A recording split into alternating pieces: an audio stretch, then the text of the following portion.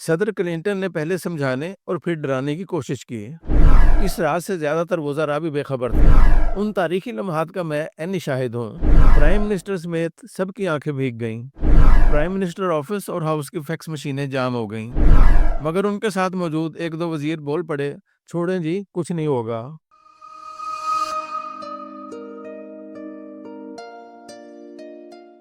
میں مئی 1998 میں وزیر اعظم کا اسٹاف افسر تھا اور ملک میں امن و امان اور سنگین جرائم سے متعلقہ امور دیکھنا اور وزیر اعظم کو بریف کرنا میری ذمہ داری تھی۔ اس بار یوم تکبیر پر 28 مئی 1998 کی شام کو پرائم منسٹر نواز شریف کی پاکستان کے کامیاب ایٹمی تجربات کے بارے میں پی ٹی وی اسلام آباد میں تاریخی تقریر ریکارڈ کرانے کے فوراً بعد لی گئی تصویر سوشل میڈیا پر وائرل ہوئی تو محترم احسن اقبال صاحب نے مجھے بھی بھیج دی۔ اس لیے اس وقت اسٹاف آفیسر کی حیثیت سے میں بھی پرائم منسٹر کے ساتھ کھڑا تھا۔ بلا شبہ یہ ایک تاریخی تصویر تھی جس پر احسن اقبال صاحب کا مشکور ہوں۔ تصویر دیکھ کر بہت سے لوگوں نے اپنے کمنٹس میں پوچھنا شروع کر دیا کہ دھماکے کرنے کا اصل فیصلہ کس کا تھا، کس کے دباؤ کے تحت میاں نواز شریف نے دھماکے کرنے کا فیصلہ کیا، یہ تو اس وقت کی اسٹیبلشمنٹ کا فیصلہ تھا، وغیرہ وغیرہ۔ آج کے 18 سے 28 سال تک کے نوجوان تو ایٹمی دھماکوں کی حقیقت، اہمیت اور افادیت سے ہی بے خبر ہیں اور اس ضمن میں مختلف گمراہ کن خبریں پڑھتے اور سنتے رہتے ہیں۔ لہٰذا سوچا کہ انہیں اور عوام کو حقائق سے آگاہ کرنا ضروری ہے، چنانچہ اصل حقائق تحریر کر کے اپنا فرض نبھا رہا ہوں۔ 11 مئی 1998 کو prime minister Nawaz Sharif ECO conference کے سلسلے میں قازقستان کے دارالحکومت الماتے میں تھے۔ بعد میں قازقستان نے آستانہ کے نام سے نیا دارالحکومت قائم کر لیا۔ موسم بڑا دل فریب تھا۔ پرائم منسٹر صاحب کا موڈ بھی خوشگوار تھا۔ شام کو سیکرٹری خارجہ تقریباً دوڑتے ہوئے آئے اور وزیر اعظم کو بتایا کہ سر، ہندوستان نے ایٹمی دھماکے کر دیے ہیں جو ہمارے لیے تشویش کا موجب ہے۔ یہ سنتے ہی پرائم منسٹر صاحب پریشان ہو گئے اور ان کے چہرے سے گہری تشویش جھلکنے لگی۔ وہ وفد میں موجود وزراء کو علیحدہ کمرے میں لے گئے اور نئی صورتحال اور بھارتی دھماکوں کے مضمرات کے بارے میں غور و خوض شروع کر دیا۔ میٹنگ کا بنیادی موضوع یہ تھا کہ اب پاکستان کو کیا کرنا چاہیے۔ اہم وزراء میں سرتاج عزیز اس بات کے مخالف تھے کہ پاکستان بھی جوابی طور پر دھماکے کر دے۔ ان کا خیال تھا کہ دھماکے کرنے سے پاکستان پر سینکشنز لگ جائیں گی اور ملک معاشی مسائل کا شکار ہو جائے گا، جبکہ مشاہد حسین، جنہوں نے بعد میں جنرل مشرف کی حمایت کر کے کمزوری دکھائی مگر وہ ایک قابل اور محب وطن شخص ہیں، دھماکے کرنے کے حامی تھے۔ وہیں وزیر اعظم نے BBC اور انڈین ٹی وی پر بھارتی حکمرانوں کے متکبرانہ اور جارحانہ بیانات سنے تو انہوں نے تشویش آمیز لہجے میں کہا، یہ تو پاکستان کی سلامتی کے لیے بہت بڑا خطرہ بن گیا ہے۔ پھر کچھ دیر کی خاموشی کے بعد پرائم منسٹر نے اپنے پرنسپل سیکرٹری محمد سعید مہدی کو علیحدہ بلا کر پاکستان میں 2 شخصیات کو خصوصی پیغام پہنچانے کی ہدایت کی اور اس کے بعد ایک دو وزراء کو بھی خصوصی ہدایات دیں۔ وزیر اعظم نے قازقستان کا دورہ مختصر کر کے وطن واپس پہنچنے کا فیصلہ کیا۔ پرائم منسٹر نے الماتے میں ہی اپنے ملٹری سیکرٹری کو فوری طور پر DCC ڈیفنس سے متعلقہ وہ کمیٹی جس میں تینوں مسلح افواج کے سربراہان اور دفاع، خارجہ، خزانہ اور داخلہ امور کے وزراء شریک ہوتے ہیں کی میٹنگ بلانے کی ہدایات دے دیں۔ DCC کی میٹنگ 14 مئی کو ہوئی۔ اس میں مسلح افواج کے سربراہان نے کیا رائے دی، یہ بتانے سے پہلے میں پرائم منسٹر ہاؤس میں ہونے والی ایک اور اہم میٹنگ کا ذکر کروں گا، مگر اس سے پہلے قارئین یہ جان لیں کہ ایٹم بم بنانے کے لیے کئی مراحل طے کرنے پڑتے ہیں۔ سب سے اہم مرحلہ یقیناً یورینیم کی انریچمنٹ کا ہے اور یہ کارنامہ ڈاکٹر عبدالقدیر خان اور ان کی ٹیم نے سر انجام دیا تھا، مگر اس کا دوسرا حصہ بھی بے حد اہم اور وہ ہے تمام کمپوننٹس کو اکٹھا کر کے بم کی شکل دینا اور آخر میں اسے ڈیٹونیٹ کر کے دیکھنا کہ تجربہ کامیاب بھی ہوا ہے یا نہیں۔ کئی موجودہ ایٹمی قوتوں کے پہل کیے گئے تجربات ناکام بھی ہوئے ہیں۔ دھماکے کرنے کے تمام امور کے نگران اٹامک انرجی کمیشن کے چیئرمین ڈاکٹر سمر مبارک مند تھے۔ وہ اور ان کی بیگم صاحبہ اولڈ رابین یعنی گورنمنٹ کالج لاہور کے فارغ التحصیل ہیں۔ اس واقعے کے کچھ عرصے بعد ڈاکٹر صاحب نے چند اولڈ رابینز کو، جن میں راکم بھی شامل تھا، اپنے گھر چائے پر بلایا، جہاں انہوں نے یہ انکشاف کیا کہ بیرونی دورے سے واپس آتے ہی پرائم منسٹر نے مجھے طلب کیا۔ پرائم منسٹر ہاؤس میں 13 مئی کو ہونے والی اس انتہائی اہم میٹنگ میں اتفاق سے تینوں اولڈ رابین شریک تھے: پرائم منسٹر نواز شریف، ان کے پرنسپل سیکرٹری سعید مہدی اور میں۔ ڈاکٹر سمر مبارک کہتے ہیں کہ پرائم منسٹر نے ملتے ہی مجھ سے کہا کہ ڈاکٹر صاحب، بھارت نے جو کچھ کیا ہے آپ کے علم میں ہوگا۔ میں نے کہا جی سر، بالکل ہمارے علم میں ہے۔ جس پر پرائم منسٹر نے ڈاکٹر سمر مبارک سے ایک انتہائی اہم بات پوچھ لی۔ اس سے گزشتہ روز یعنی 14 مئی کو DCC کی میٹنگ ہوئی۔ کابینہ کے اہم ترین وزراء اس مسئلے پر یکسو نہیں تھے، ان کی آراء مختلف تھیں۔ وزیر اعظم کے قریب ترین رفقا میں سے جناب سرتاج عزیز اور چودھری نثار علی خان دھماکے کرنے کے مخالف تھے، جبکہ راجہ ظفر الحق، مشاہد حسین اور گوہر ایوب وغیرہ حامیوں میں شامل تھے۔ پنڈی والے شیخ جی کابینہ میں ہونے کے باوجود نہ 3 میں تھے نہ 13 میں۔ جس طرح کابینہ حامیوں اور مخالفوں میں بٹی ہوئی تھی، اسی طرح سروسز چیفز بھی منقسم تھے۔ اس وقت کے آرمی چیف جنرل جہانگیر کرامت سے رائے مانگی گئی تو انہوں نے فوری دھماکے کرنے کی حمایت نہیں کی، بلکہ یہ کہا کہ اس کے نتیجے میں لگنے والی پابندیوں اور اس کے منفی اثرات پر اچھی طرح غور ہونا چاہیے۔ آئی ایس آئی کے سربراہ آرمی چیف کی رائے کے برعکس رائے نہیں دیتے، بلکہ نیول چیف نے بھی دھماکوں کی مخالفت کی۔ ایئر چیف نے کہا کہ دھماکے کر کے بھارت نے خطے میں طاقت کا توازن بگاڑ دیا ہے، لہٰذا اب ہمارے لیے ضروری ہے کہ ہم بھی دھماکے کر کے ایٹمی قوت حاصل کریں۔ اس وقت کے آرمی چیف جنرل جہانگیر کرامت کی طرف سے دباؤ ڈالنا تو دور کی بات ہے، انہوں نے تو اس کی حمایت بھی نہیں کی۔ اس کے بعد وزیر اعظم نے مختلف طبقہ فکر کے نمائندہ افراد کو بلا کر ان کے ساتھ مشاورت شروع کر دی۔ پرائم منسٹر کے پریس سیکرٹری رائے ریاض کو یہ ذمہ داری سونپی گئی کہ وہ ہر روز اخبارات رسائل میں پاکستان کو کیا کرنا چاہیے کہ موضوع پر چھپنے والے اہم مضامین کا خلاصہ وزیر اعظم کے سامنے پیش کریں۔ وہ بتاتے تھے کہ لکھنے والوں کی واضح اکثریت دھماکوں کے حق میں تھی، مگر کچھ لوگ خلاف بھی تھے۔ 1965 کی جنگ کے آغاز میں پاکستانی صدر کے لیے یادگار اور تاریخی تقریر لکھنے والے الطاف گوہر صاحب بھی دھماکوں کے حق میں مضامین لکھنے لگے۔ ان کے مضامین میں نے وزیر اعظم کو دکھانا شروع کر دیے۔ اسی اثنا میں 2 مزید ڈیولپمنٹس ہوئیں۔ امریکہ کے صدر بل کلنٹن نے وزیر اعظم پاکستان کو فون کیا اور انہیں بھارتی دھماکوں سے مشتعل نہ ہونے اور ضبط و تحمل سے کام لینے پر زور دیا۔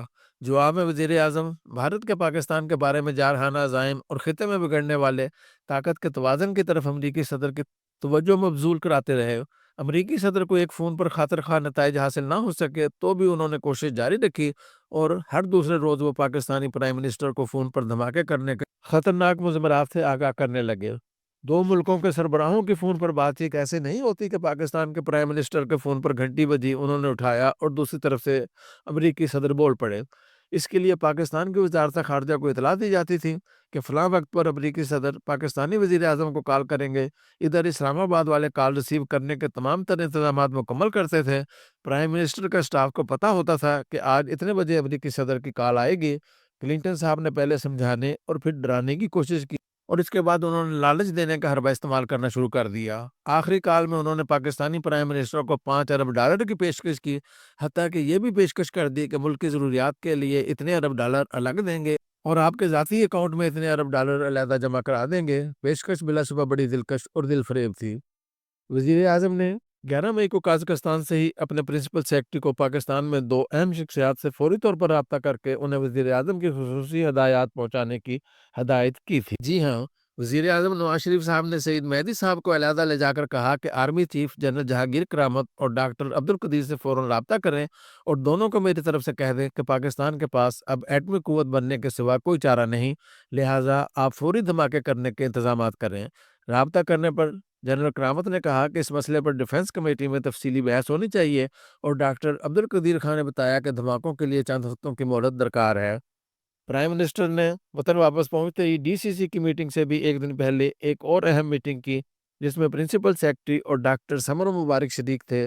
اس میں پرائم منسٹر نے ڈاکٹر سمر مبارک کو مخاطب کرتے ہوئے کہا، ڈاکٹر صاحب، ملک کی سلامتی خطرے میں پڑ چکی ہے، وطن عزیز کے دفاع کی ذمہ داری میرے اور آپ کے کندھوں پر ہے۔ ہم نے ہر قیمت پر یہ ذمہ داری نبھانی ہے، ورنہ ہم اللہ کو جواب دے سکیں گے اور نہ قوم کو۔ ڈاکٹر صاحب نے کہا، سر آپ بالکل بجا کہہ رہے ہیں۔ پھر پرائم منسٹر نے پوچھا، آپ کو دھماکوں کے لیے کتنا وقت درکار ہے؟ ڈاکٹر صاحب نے جواب دیا، سر 2 ہفتے۔ اس پر پرائم منسٹر نے فیصلہ کن انداز میں کہا، فوراً تیاری شروع کر دیجیے اور سیکریسی لیک نہ ہو۔ ڈاکٹر صاحب نے اپنے گھر ملاقات میں یہ ساری کہانی سناتے ہوئے خود ہی وضاحت کی کہ پرائم منسٹر کا ذہن واضح تھا، معمولی سا بھی شک و شبہ یا ابہام نہیں تھا۔ انہوں نے مجھے 2 ٹوک انداز میں حکم دے دیا، جس کے بعد 20 مئی سے ہم نے متعلقہ ساز و سامان ٹیسٹنگ سائٹ تک پہنچانا شروع کر دیا۔ 2 ہفتے کا وقت گزارنے کے لیے وزیر اعظم نے مشاورت کا سلسلہ جاری رکھا۔ اخبارات اور رسائل کے مدیران کو بلا کر ان سے بھی رائے مانگی گئی۔ مختلف لوگ مختلف باتیں کرتے رہے۔ آخر میں بزرگ صحافی مجید نظامی صاحب سے پوچھا گیا تو انہوں نے اپنا وہ مشہور فقرہ بولا، میاں صاحب دھماکے کر دیں ورنہ قوم آپ کا دھماکہ کر دے گی۔ اس پر بڑی تالیاں بجیں۔ پرائم منسٹر اسی وقت یہ بتا کر کہ میں دھماکے کرنے کی ہدایات دے چکا ہوں اور سامان بھی ٹیسٹنگ سائٹ کی طرف روانہ ہو چکا ہے، زیادہ زور سے تالیاں بجوا سکتے تھے، مگر وہ ملک کے ذمہ دار سربراہ تھے، اس لیے خاموش رہے اور مسکراتے رہے۔ وزیر اعظم کو دراصل یہ خدشہ لاحق رہتا تھا کہ خدا نہ خواستہ بات لیک ہو گئی تو شاید اس پر عمل درآمد نہ ہو سکے، اور یہ کہ امریکہ اور یورپ پاکستان کے خلاف کوئی ایسا جارحانہ اقدام کر دیں جو ہمیں ایٹمی قوت بننے سے روک دے۔ ادھر 5 کامیاب ایٹمی دھماکے کرنے کے بعد بھارتی حکومت ذہنی توازن کھو بیٹھی تھی۔ بھارتی حکمرانوں اور میڈیا پر ہذیانی کیفیت طاری ہو گئی، دونوں پاکستان کو کھلم کھلا دھمکیاں دینے لگے۔ بھارتی مسلمانوں کے لیے جینا دو بھر کر دیا گیا، انہیں کہا جانے لگا، بی جے پی کے وزیروں نے کہنا شروع کر دیا کہ پاکستان کشمیر کو ہمارا حصہ تسلیم کر لے ورنہ ہم اسے سبق سکھا دیں گے، پاکستان کو اب ہمارے کہنے پر چلنا ہوگا ورنہ۔ بھارتی حکمرانوں کے بیانات اور تقریروں میں تکبر کے ساتھ ساتھ پاکستان کے لیے تضحیک، اہانت اور دھمکیوں میں اضافہ ہوتا گیا۔ یوں لگتا تھا کہ بھارت نے ایٹمی قوت صرف پاکستان کو سبق سکھانے کے لیے حاصل کی ہے۔ وزیر اعظم نواز شریف صاحب یہ سب سن اور دیکھ رہے تھے۔ بھارت کی دھمکیاں سن کر ان کا چہرہ مزید لال ہو جاتا اور غصے کے آثار نمایاں ہو جاتے، مگر وہ کیا کرنے جا رہے ہیں اور کب کرنے جا رہے ہیں، اس راز سے زیادہ تر وزراء بھی بے خبر تھے۔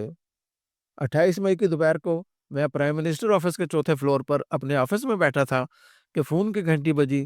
آپریٹر نے کہا، ڈاکٹر صاحب ضروری بات کرنا چاہتے ہیں۔ دوسری طرف میرے بھائی ڈاکٹر نثار احمد صاحب تھے، انہوں نے بے پناہ خوشی کے عالم میں بتایا، مجھے ابھی ابھی چاگی سے ایک آرمی افسر نے فون پر مبارکباد دی ہے اور بتایا ہے کہ پاکستان نے کامیاب ایٹمی دھماکے کر دیے ہیں۔ الحمدللہ بی سی سی پر یہی بریکنگ نیوز چل رہی ہے، پاکستانی میڈیا خاموش ہے، پتہ کر کے بتائیں۔ میں بھاگم بھاگ پرائم منسٹر ہاؤس پہنچا تو وہاں خاموشی تھی، البتہ سعید مہدی صاحب مل گئے جنہوں نے تصدیق کی اور بتایا کہ پرائم منسٹر صاحب لباس تبدیل کرنے گئے ہیں، ابھی چند منٹ میں وہ قوم سے خطاب کرنے کے لیے ٹی وی اسٹیشن جائیں گے۔ ملٹری سیکرٹری نے بتایا کہ پرائم منسٹر صاحب ساری رات نہیں سوئے، بس کامیابی کے لیے دعائیں مانگتے رہے ہیں۔ کچھ دیر بعد مشاہد حسین سید اور الطاف گوہر بھی پہنچ گئے، سب ایک دوسرے کو مبارکیں دے رہے تھے۔ اتنے میں گھنٹی بجی، سب الرٹ ہو گئے۔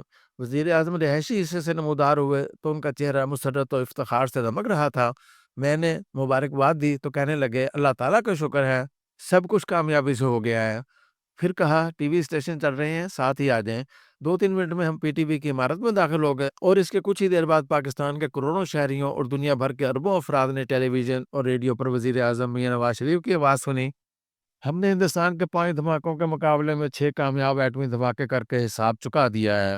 پاکستان اب اللہ کے فضل و کرم سے ایٹمی قوت بن چکا ہے۔ اب انشاءاللہ کوئی دشمن وطن عزیز کی طرف میلی آنکھ سے دیکھنے کی جرات نہیں کر سکے گا۔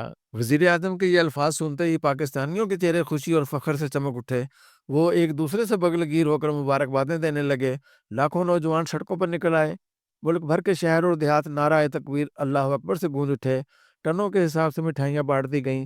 کراچی سے چترال تک اور مہران سے بلوچستان تک ایک جیسا جوش و جذبہ تھا، ایک جرأت مندانہ فیصلے نے قوم کو متحد کر دیا۔ سعودی عرب اور دیگر عرب ممالک میں جہاں عربی شیخ پاکستانیوں کو مسکین کہتے اور حقارت کی نظروں سے دیکھتے تھے، 30 فٹ لمبی گاڑیوں سے اتر کر کھرب پتی عرب عمرہ پاکستانی مزدوروں سے بغل گیر ہوتے رہے۔ پوری دنیا اسلام میں فخر و انبساط کی لہر دوڑ گئی۔ دنیا بھر کے مسلمانوں میں اس خیال سے احساس تحفظ پیدا ہوا کہ یہ قوت صرف پاکستان کی نہیں، پوری مسلم دنیا کی مشترکہ قوت ہے۔ پاکستانی بجا طور پر یہ سمجھنے لگے کہ بھارت کے تمام جارحانہ عزائم خاک میں مل گئے ہیں اور اب ہماری سالمیت کو کوئی خطرہ نہیں۔ اہل دانش نے بجا طور پر کہا اور لکھا کہ 14 اگست 1947 کے بعد یہ پاکستان کے قومی وقار اور عزت و عظمت کی سربلندی کا سب سے بڑا دن ہے۔ ذاتی طور پر میرے لیے یہ بات ہمیشہ مسرت و افتخار کا باعث رہے گی کہ ان تاریخی لمحات کا میں عینی شاہد ہوں۔ اور جس وقت پاکستان کا وزیر اعظم وطن عزیز کے ناقابل تسخیر بن جانے کا اعلان کر رہا تھا تو میں پی ٹی وی کے اسی اسٹوڈیو میں چند فٹ کے فاصلے پر موجود تھا اور وہ تاریخی کلمات ادا کرتے ہوئے دیکھ رہا تھا۔ 2 روز بعد وزیر اعظم لاہور پہنچے، جہاں انہوں نے ایک پرجوش ہجوم سے خطاب کیا جس کے صرف 2 جملے کاری ان سے شیئر کر رہا ہوں۔ ہمارے ایٹمی پروگرام کی بنیاد بھی ایک سیاسی رہنما ذوالفقار علی بھٹو نے رکھی تھی اور اس کی تکمیل کا اعزاز اللہ تعالیٰ نے مجھے عطا کیا ہے۔ امریکی صدر نے بار بار فون کر کے کہا کہ نواز شریف صاحب آپ دھماکے نہ کریں، ہم آپ کو $5 ارب فوراً دیتے ہیں۔ اس کے علاوہ بھی وہ کئی انسینٹیو دیتے رہے۔ کلنٹن صاحب، آپ ہماری عزت اور وقار کو ڈالروں سے خریدنا چاہتے ہیں، آپ ہماری قومی غیرت کا اندازہ نہیں لگا سکتے۔ مخالفین و حاسدین جو چاہیں کہیں، لیکن یہ ایک ناقابل تردید تاریخی حقیقت ہے کہ ایٹمی دھماکے کر کے پاکستان کو ناقابل تسخیر بنانے کا فیصلہ میاں نواز شریف کا اپنا فیصلہ تھا۔ وہ نہ پابندیوں سے گھبرائے اور نہ دباؤ کی پرواہ کی۔ انہوں نے بے تحاشا پریشر اور تحریض کو رد کر کے صرف ملکی بقا اور سلامتی کے لیے یہ جرأت مندانہ فیصلہ کیا۔ ادھر بھارت میں پورے ملک پر سختہ طاری ہو گیا، لوک سبھا کا اجلاس ختم کر دیا گیا، بھارتی لیڈروں اور میڈیا کی زبانیں گنگ ہو گئیں۔ کہاں پاکستان کو ختم کرنے کی شیخیاں اور دھمکیاں، اور کہاں پاکستان کے ایٹمی قوت بننے کے چند ماہ بعد اسی بی جے پی کا وزیر اعظم خود پاکستان آیا، اپنی خواہش پر مینار پاکستان پر گیا اور وہاں جا کر پوری دنیا کے سامنے اعتراف کیا کہ پاکستان ایک حقیقت ہے جسے کوئی جھٹلا نہیں سکتا۔ اب ہم آپس میں جنگ نہیں کریں گے، مگر پھر دو کام ایسے ہو گئے کہ جن کے باعث ہم قیام پاکستان کے بعد کیے جانے والے اس سب سے بہترین فیصلے کے ثمرات سے پوری طرح فیض یاب ہونے سے محروم رہے۔ 28 مئی کے چند روز بعد سپہر کو پرائم منسٹر صاحب اسلام آباد سے باہر کسی سڑک کا معائنہ کرنے کے لیے گئے۔ پولیس نے سیکورٹی کے لیے سڑک کے دونوں جانب ٹریفک روک دی۔ لوگوں کو پتہ چلا تو وہ نواز شریف کو دیکھنے کے لیے بسوں سے اتر آئے اور ہاتھ ہلانے لگے۔ وزیر اعظم نے پولیس افسروں سے کہا کہ لوگوں کو آگے آنے دیں۔ پولیس نے رکاوٹیں ہٹا دی تو سینکڑوں لوگ وزیر اعظم کے پاس پہنچ گئے۔ صاف نظر آ رہا تھا کہ مسافروں میں زیادہ تر مزدور ہیں جو دن کا کام ختم کر کے گھروں کو واپس جا رہے ہیں۔ سب سے پہلے ایک مزدور آگے بڑھا۔ اس نے جیب سے 80 روپے اس روز کی دہاڑی نکال کر وزیر اعظم کو دیتے ہوئے کہا کہ جناب، آپ نے ملک کا قرضہ اتارنے کے لیے قوم سے مدد کی اپیل کی ہے، میں اپنی محنت کی کمائی ملک کی نظر کرنا چاہتا ہوں۔ اس نے بات ختم ہی کی تھی کہ دوسرے مزدوروں نے بھی اپنی جیبیں خالی کر دیں۔ ملک کے غریب ترین باشندوں کا جذبہ دیکھ کر پرائم منسٹر سمیت سب کی آنکھیں بھیگ گئیں۔ بیرون ملک رہنے والے پاکستانیوں کا جذبہ اس سے بھی زیادہ تھا۔ ہر روز ہزاروں خط اور فیکس میسج یہ پوچھنے کے لیے آتے تھے کہ پیسے کس اکاؤنٹ میں جمع کرانے ہیں۔ پرائم منسٹر آفس اور ہاؤس کی فیکس مشینیں جائم ہو گئیں، ڈالروں کی بارش شروع ہو گئی۔ یہی صورتحال رہتی تو تمام قرضے اتر جانے تھے، مگر حکومت کی مالیاتی ٹیم خصوصاً سرتار عزیزی نے بہت بڑا بلنڈر یہ کیا کہ سینکشنز کے ڈر سے تمام فارن کرنسی اکاؤنٹ منجمد کرا دیے۔ اس سے حکومت پر عوام کی بے پناہ اعتماد میں دراڑ آ گئی، جذبے سرد پڑ گئے اور ملک عظیم اہداف حاصل کرنے سے محروم رہا۔ کوئی بھی شخص پیدائشی لیڈر نہیں ہوتا، بڑے چیلنج بڑا لیڈر بناتے ہیں۔ اتنے بڑے فیصلے کرنے کے لیے قابلیت سے زیادہ جرأت درکار ہوتی ہے، اور اقبال کے بقول غیر معمولی کارنامے عقل سے زیادہ عشق کے زور پر انجام دیے جاتے ہیں۔ بلا شبہ نواز شریف نے عشق کے زور پر وقت کی اچھالی ہوئی انتہائی مشکل گیند کو باؤنڈری پر کیچ کر لیا، جس سے وہ خود بھی امر ہو گیا اور پاکستان ایٹمی قوت بن کر اپنے سے 6 گنا بڑے بھارت کے برابر آ گیا۔ دنیا کے تمام بڑے ممالک پاکستان اور بھارت کو برابری کی سطح پر ڈیل کرنے لگے۔ پاکستان کو پورے عالم اسلام کے سیاسی اور عسکری قائد کی حیثیت حاصل ہونے لگی۔ لگتا تھا کہ بانیان پاکستان کا خواب شرمندہ تعبیر ہونے کو ہے۔ نواز شریف صاحب مقبولیت کی سب سے بلند سیڑھی پر قدم رکھ چکے تھے۔ اس مقبولیت کو تدبر اور حکمت کے ساتھ استعمال کر کے ایک طرف ملک کے مختلف حصوں کو ایک مضبوط وحدت میں اور مختلف قومیتوں کو ایک پاکستانی قوم میں تبدیل کیا جا سکتا تھا، اور دوسری طرف چھوٹے صوبوں کے رہنماؤں کو اعتماد میں لے کر کالا باغ ڈیم جیسے بڑے فیصلوں کا اعلان خود ان سے کرایا جا سکتا تھا۔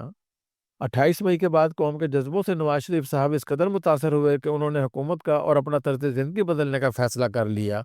فیصلہ کیا گیا کہ چاہے کتنی پابندیاں لگ جائیں، ہم روکھی سوکھی کھا کر اور سادہ زندگی اپنا کر اس کا مقابلہ کریں گے۔ میاں صاحب نے سٹاف کو کہہ دیا کہ میں اب وزیر اعظم ہاؤس میں نہیں، کسی چھوٹے گھر میں رہوں گا۔ تمام غیر ضروری اخراجات ختم کر دینے کا حکم دے دیا گیا۔ ایسے ہی انقلابی اقدامات کا اعلان کرنے کے لیے جون کے دوسرے ہفتے وزیر اعظم پھر قوم سے خطاب کے لیے پی ٹی وی تشریف لے گئے۔ ہم پھر ساتھ گئے اور اسٹوڈیو میں موجود رہے۔ پرائم منسٹر کی تحریر شدہ تقریر بہت اعلیٰ تھی۔ آخر میں وزیر اعظم نے غیر متوقع طور پر کالا باغ ڈیم تعمیر کرنے، جو لکھی ہوئی تقریر کا حصہ نہیں تھا، کا اعلان کر دیا۔ تقریر ریکارڈ کرانے کے بعد وزیر اعظم نے حسب روایت اسٹوڈیو میں موجود 6-7 لوگوں سے ہاتھ ملائے۔ سب نے واہ واہ کی۔ وزیر اعظم صاحب جب ایس پی رینک کے اسٹاف آفیسر سے ہاتھ ملا رہے تو نوجوان اسٹاف آفیسر نے ملک کے مقبول ترین وزیر اعظم سے کہا، سر، کالا باغ ڈیم کے لیے یہ موقع مناسب نہیں تھا، چھوٹے صوبوں میں بے چینی پیدا ہوگی اور نیشنل یونٹی کو نقصان پہنچے گا۔ وزیر اعظم خاموش رہے، مگر ان کے ساتھ موجود 1-2 وزیر بول پڑے، چھوڑے جی، کچھ نہیں ہوگا۔ پرائم منسٹر صاحب نے ٹھیک کہا ہے، مگر وہی ہوا جس کا خدشہ تھا۔ اے این پی اور سندھی نیشنلسٹ پارٹیوں کے لیڈروں نے کہا، ایٹمی قوت بننے سے ہماری سیاست ختم ہو گئی تھی۔ ہم وزیر اعظم کے شکر گزار ہیں کہ انہوں نے ہماری جھولی میں ایک اہم ایشو ڈال دیا ہے۔ اندرون سندھ اور کے پی میں ہر روز مخالفانہ جلوس نکلنے لگے۔ قومی اتحاد کا ماحول بری طرح متاثر ہوا۔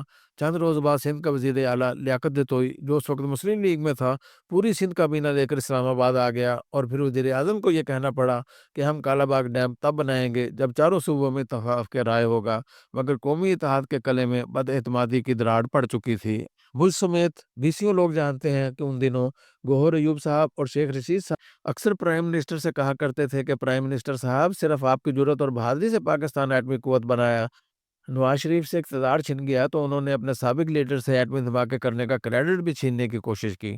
بہرحال بم بنانے کی جب بھی بات ہوگی تو ڈاکٹر عبد القدیر خان کا لازمی ذکر ہوگا، اسی طرح پاکستان کی ایٹمی قوت بننے کا جب بھی ذکر ہوگا وہ نواز شریف کے ذکر کے بغیر نامکمل رہے گا۔ یہ درست ہے کہ حکمران کوئی کام نہ کریں، ملاقات کا وقت نہ دیں یا کم اہمیت دیں تو ان سے رنجش بھی پیدا ہو جاتی ہے، لیکن اگر ذاتی رنجش کا غبار حقائق کو ہی اپنی لپیٹ میں لے تو اس سے انسان کے کردار کی کمزوری اور انٹلیکچوئل ڈس آنیسٹی کا اظہار ہوتا ہے۔ میاں صاحب سے شکوے اور شکایتیں تو مجھے بھی بہت ہیں، اس کے باوجود کہ انہوں نے میری عدم موجودگی میں بارہا کہا کہ کمپیٹنس، انٹیگریٹی اور افیکٹونیس میں اس کا کوئی مقابلہ نہیں۔ میرے کیریئر کے فیصلے کن مرحلے پر جبکہ وہ خود وزیر اعظم تھے مجھے جائز حق سے محروم رکھا گیا۔ بہت سے سینئر کولیگ اور فیڈرل سیکرٹری مجھ سے پوچھا کرتے تھے کہ آپ کو نواز شریف کی حکومت میں بھی آپ کی صلاحیتوں اور استحقاق کے مطابق کبھی ڈھنگ کی پوسٹنگ کیوں نہ دی گئی، مگر کیا میں اپنے شکوے یا ناراضگی کی وجہ سے حقائق کو مسخ کر کے نواز شریف کے کارنامے چھپانا یا گھٹانا شروع کر دوں؟ ایسا کروں گا تو بددیابتی کا مرتکب ہوں گا۔ اسی طرح میرا بچپن میں ذوالفقار علی بھٹو سے رومانس تھا، مگر وہ اقتدار میں آئے تو عامر اور فاسسٹ بن گئے۔ ان کے دور میں ان کے کئی سیاسی مخالف قتل کر دیے گئے۔ اختلاف رائے کرنے پر انہوں نے اپنی ہی پارٹی کے سینئر لوگوں کو مروایا اور عقوبت خانوں میں بند کر دیا۔ حبیب جالب جیسے انقلابی شاعر بھی بھٹو صاحب نے جیل میں ڈال دیا۔ ان کی حکومت ختم ہونے پر ہی حبیب جالب کو رہائی نصیب ہوئی۔ میں بھٹو صاحب کے طرز حکمرانی کو ناپسند کرنے کے باوجود نیوکلیر پروگرام کی بنیاد رکھنے پر ان کا اعلانیہ معترف ہوں۔ ڈاکٹر اے کیو خان صاحب کی ٹی وی پر معافی مانگنے سے اخلاقی پوزیشن بہت کمزور ہوئی، مگر ان تمام چیزوں کے باوجود ان کا کارنامہ ایسا ہے کہ قوم ہر چیز نظر انداز کرنے کے لیے تیار ہے۔ ملک کے دفاع کو ناقابل تسخیر بنانے والے چاروں حضرات قوم کے محسن ہیں، انہیں سرکاری طور پر قومی ہیرو کا درجہ دیا جانا چاہیے۔ جنرل ضیاء الحق اور غلام اسحاق خان نے بھی نیوکلیر پروگرام کو قومی امانت سمجھ کر اس کی حفاظت کی، انہیں بھی شاباش۔ مگر ان تمام چیزوں کے باوجود ان کا کارنامہ ایسا ہے کہ قوم ہر چیز نظر انداز کرنے کے لیے تیار ہے۔ ملک کے دفاع کو ناقابل تسخیر بنانے والے چاروں حضرات قوم کے محسن ہیں، انہیں سرکاری طور پر قومی ہیرو کا درجہ دیا جانا چاہیے۔ جنرل ضیاء الحق اور غلام اسحاق خان نے بھی نیوکلیر پروگرام کو قومی امانت سمجھ کر اس کی حفاظت کی، انہیں بھی شاباش۔